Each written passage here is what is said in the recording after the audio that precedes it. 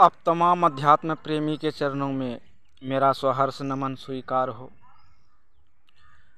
कहा गया है कि भावेन लभ्यते देवता भावेन देव दर्शनम।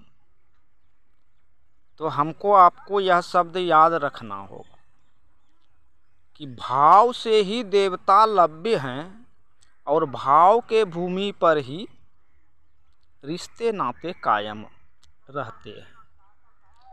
तो जब हम आप शिव को गुरु स्वरूप में चुना है, अपने आप को शिष्य की स्थिति में ले जाना अनिवार्य है। जब तक हम आप महादेव को गुरु नहीं समझेंगे, अपने आप को शिष्य भाव गुरु के चरणों में अर्पित नहीं करेंगे, तो ये शिव चर्चा, भजन, सत्संग और कहानी प्रवचन से हम लोग महादेव का चेला नहीं बन रहे हैं।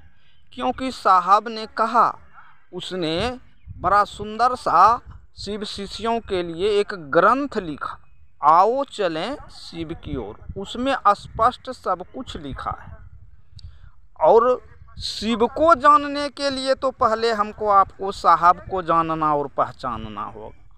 और साहब दीदी से जब आशीर्वाद मिलेगा तबे न हम आप शिव को गुरु स्वीकार करेंगे।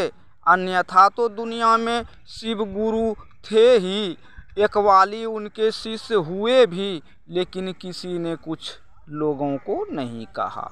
लेकिन साहब और दीदी ने अंतः चेतना को जागृत कर एक एक जनमानस के लिए संकल्प धारा कायम किया और कहा कि हर एक इंसान से गुरु को जोड़ना। और यही संकल्प सूत्र के रूप में आया कि पहले सूत्र में आप अनवरत दया मांगिए और गुरु के लिए गुरु का चर्चा कीजिए, कि ताकि लोग भगवान शिव को अपना गुरु बनाए और साहब दीदी से सीधे संबंध स्थापित हो सके।